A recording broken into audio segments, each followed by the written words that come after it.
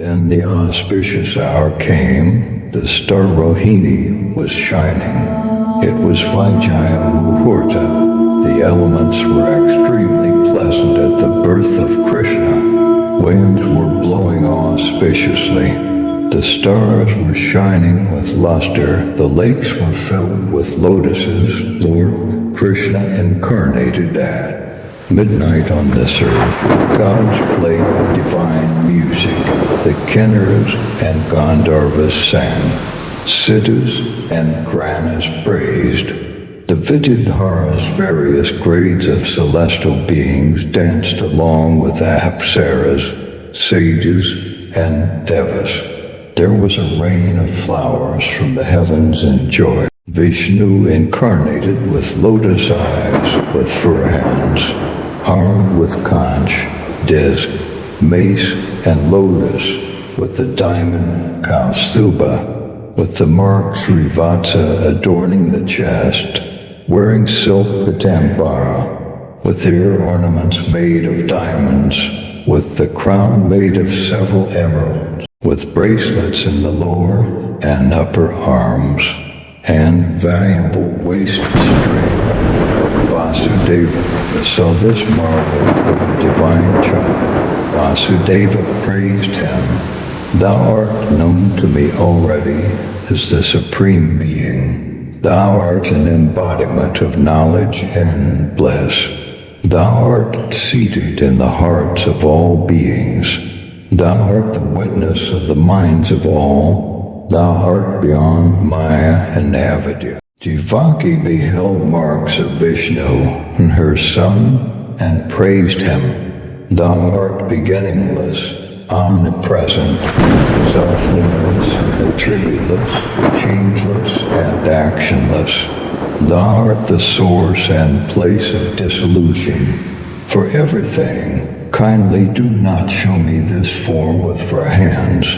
Let me see you as an ordinary child. Withdraw this divine transcendental form. We are afraid of Kamsa. The Lord said, let both of you often meditate with love on me as a son and as the Supreme Being as you will. Obtain eternal bliss and immortality.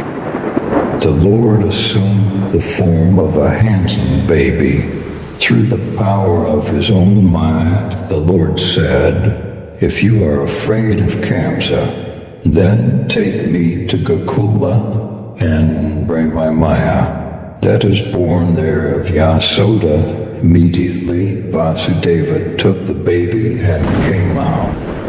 The sentries became stupefied under the influence of Lord's Maya, and the people were all asleep. The doors, which were locked, opened of their own accord.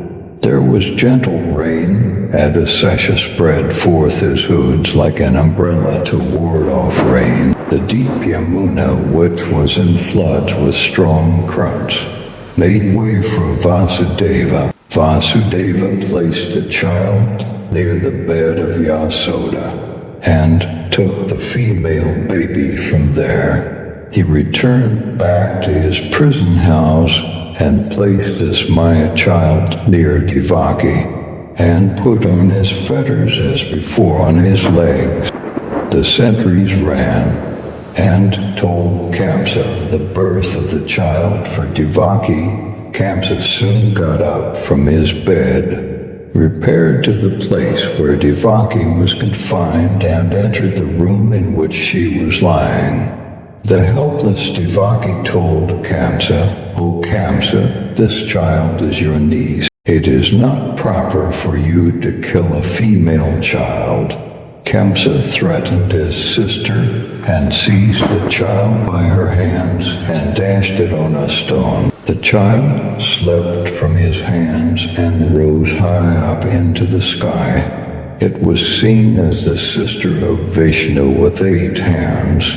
She was wearing the divine garland and robes and ornaments, and adorned with the bow, trident, knife, conch, disc, and mace. She was praised by the Siddhas, Gandharvas, and Kinnaras. She said, "O fool, what benefit are you going to derive by killing me? He who is going to take your life is born elsewhere. He is your old enemy. Do not hurt in vain these helpless persons." Kamsa was struck with wonder when he heard the words of the child.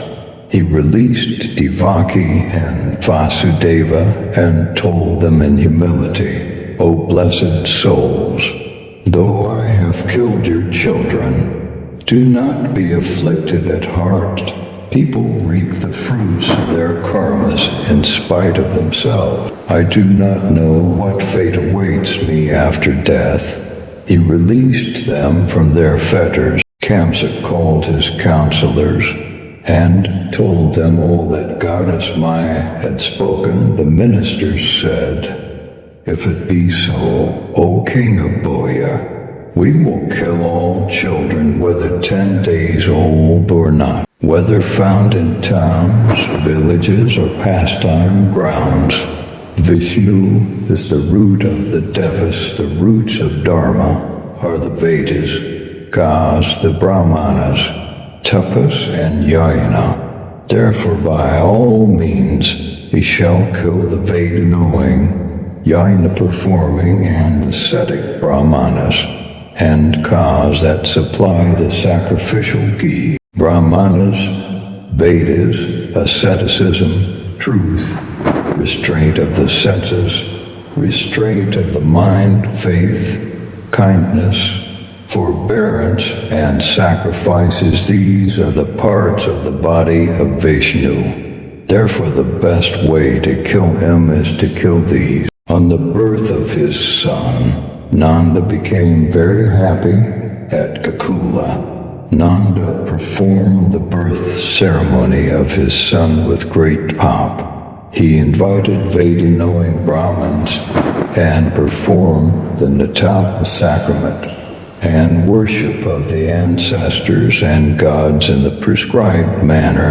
His gifts knew no bounds. The Brahmanas uttered their blessings. The musicians and bards sang. The houses of Raja were decorated with flags and festoons.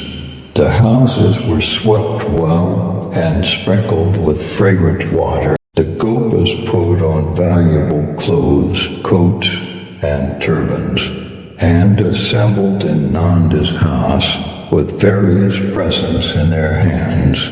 The Gopas mixed saffron powder and oil and applied it to the child, and sang delightful songs about the child, blessing him with long life. They decorated themselves with dress, ornament, and collyrium.